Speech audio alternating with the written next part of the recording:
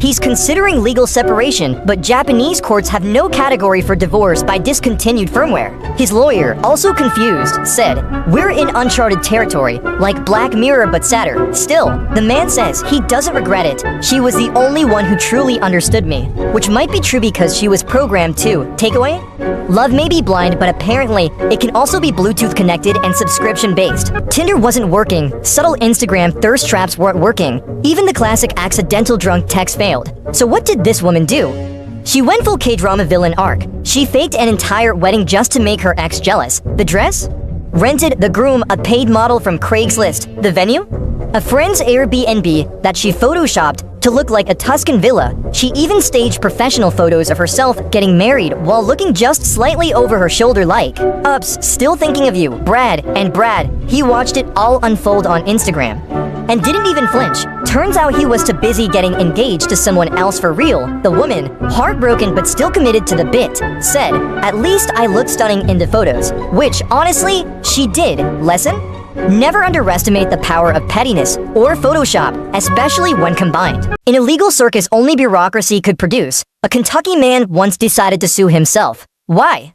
He claimed he had violated his own civil rights while under the influence and wanted to hold himself accountable. Deep, the court, probably hoping this was an elaborate prank, let it proceed. The man argued passionately against himself, while also trying to defend himself. He demanded $5 million in damages from himself. The judge, clearly losing faith in humanity, dismissed it until the man appealed his own case. Eventually, the case was tossed out for being completely and spectacularly absurd, and the man was ordered to pay legal fees. To himself, he reportedly said, "I'll never forgive me for what I did to me." Moral of the story?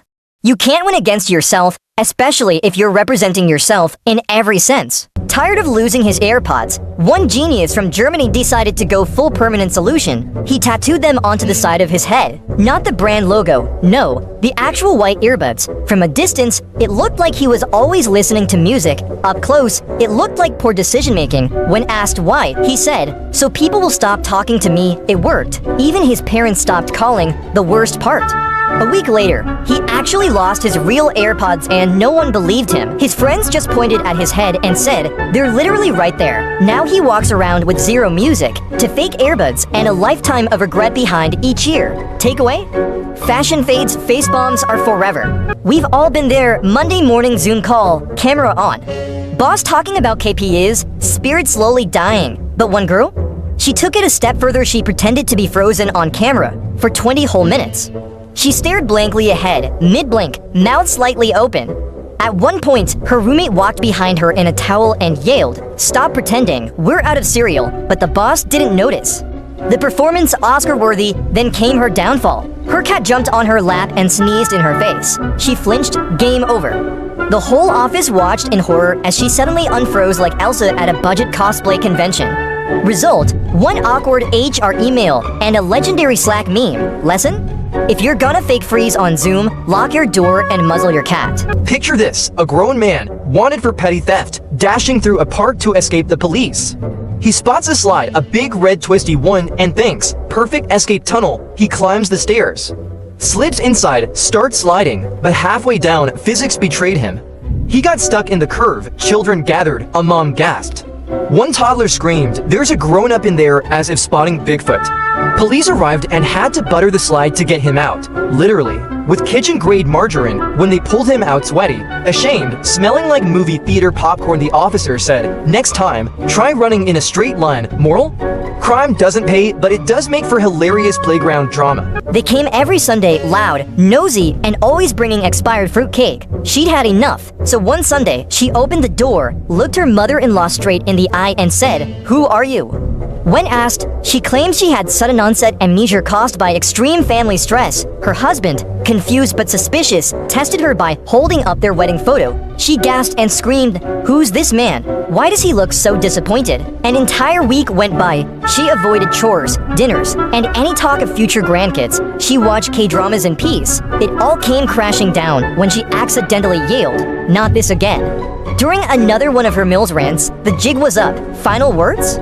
"If loving silence is wrong, I don't want to be right." He thought he was clever. Why waste time texting when GPT can flirt better?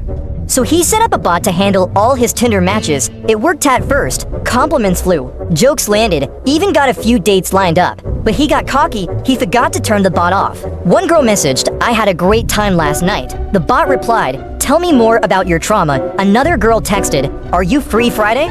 The bot said, "I'm currently in love with someone named Siri." Worst part, the bot matched with another bot. They started flirting, hardcore. He woke up one morning to find out his AI girlfriend had ghosted him for ChatGPT. Lesson? If you outsource your heart, don't be surprised when it automates your heartbreak too. In 1964, a guy named Reg Spires needed to get from London back to Australia. Problem? He was broke, like, can single quotes d-afford dash a dash bus dash ticket broke. So naturally, he did what any completely sane person would do. He mailed himself. Yes, like Amazon Prime, but DIY and human. He built a wooden crate, climbed in with some food, water, a pillow, and a tiny suitcase, and had a friend slap a shipping label on the box to Perth, Australia, postage paid, bon voyage, buddy. Now, in case you're wondering, no, this wasn't some fast, first class, cushioned ride. It was a multi-day journey through mailrooms, tarmacs, and cargo holds, sometimes upside down, in the dark, next to suitcases, or dead silence and cold as Antarctica. He almost died of hypothermia, dehydration, or sheer stupidity, take your pick. At one point, he landed in Bombay, yes, India, instead of Australia, like a lost Amazon return, but after a few weeks and some creative rerouting, he finally made it to Perth. And the kicker? He walked out of the box, alive and smug, like nothing happened. No passport, no ID, no customs, just, "GJ, I'm back." Legend, was he arrested?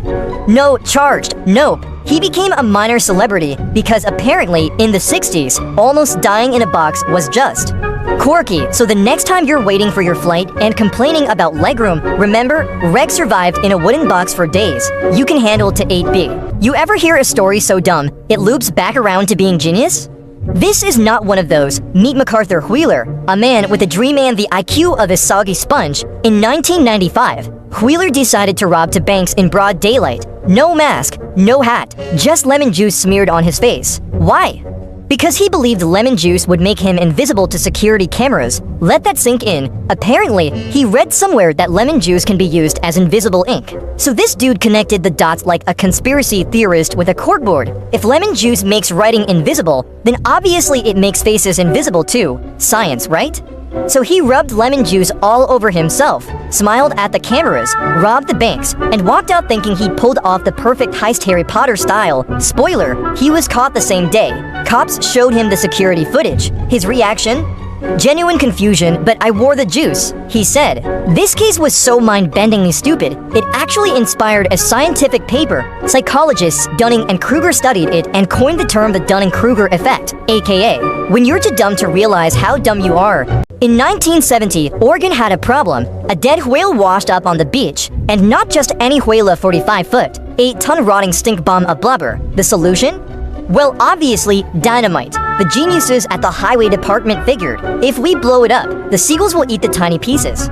Because nothing says solid strategy like launching whale guts into orbit. So they packed it with half a ton of explosives and boom, blubber rained from the sky. Chunks of whale smashed cars, terrified onlookers, and traumatized an entire generation. Spoiler, the seagulls didn't even show up. Moral of the story?